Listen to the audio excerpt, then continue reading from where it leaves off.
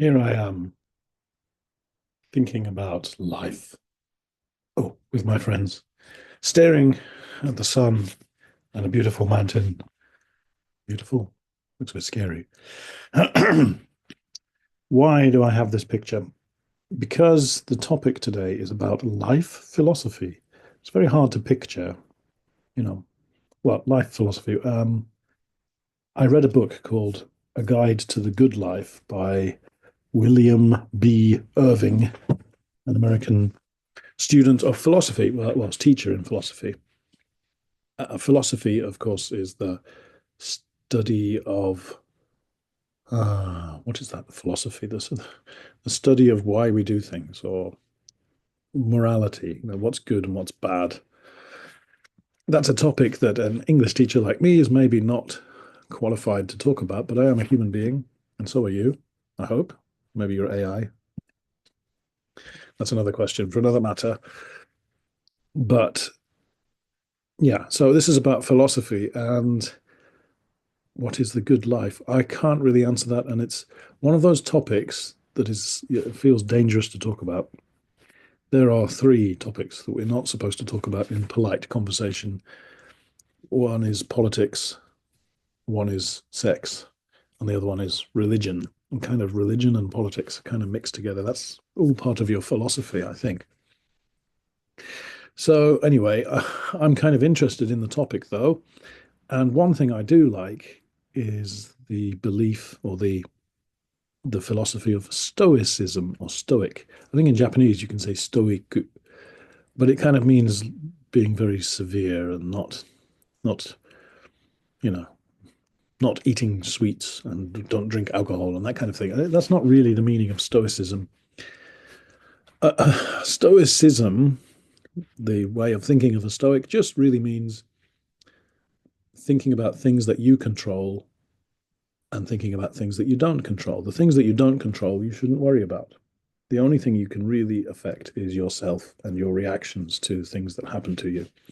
So if you control yourself using logic, rational thinking, not using magic, you can have a good life. That's the idea of it.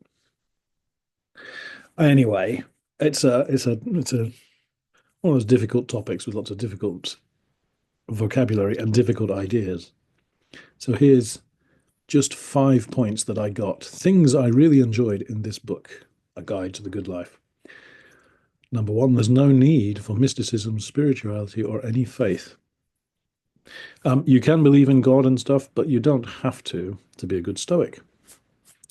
Number two, you can be a good Stoic without mastering all the elements of it or recruiting others to be Stoic. So it's not like a religion. You don't have to believe everything or be great at everything, and you don't need to find new people to believe what you believe. The third point is Stoics use negative visualization. What that means is imagining the worst thing that could happen to you. And if you imagine the worst thing that could happen to you or your family, and then imagine, could you survive it? You might discover that, yes, you could survive terrible things.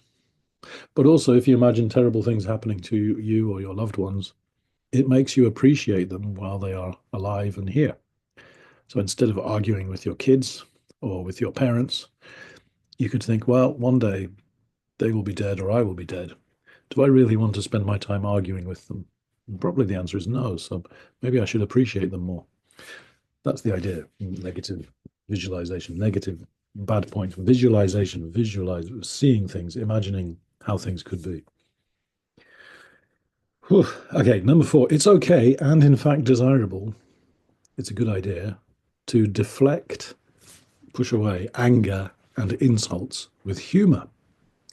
So you can control your anger with, oh, why is the world like it is? Make a joke, laugh about it. Humor keeps you balanced. Finally, number five is grief counselors, psychiatrists, and no politicians can answer for your well being. Only you can.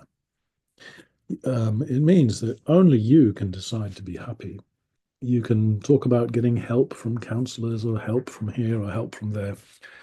But really, it's you that decides if you're happy or not. So stop trying to look for answers from other people. The answer is inside you. Well, that's my understanding of this book, which is all about Stoics. Okay, there's some questions here. Number one, what do you think is a good life? Being rich, famous, helping your family, being an honest person, eating lots of chocolate? I don't know. You tell me. Number two, can people from ancient history help us understand life today? Stoicism comes from ancient Greece and Rome, so it's 2,000, 3,000 years old. Can people from 2,000, 3,000 years ago teach us about life today? And finally, number three, people say, yeah, like me, you shouldn't talk about sex, politics, or religion. Do you agree? Okay, thanks for your time and have a good life. No, no, I'll see you next time. Okay, bye.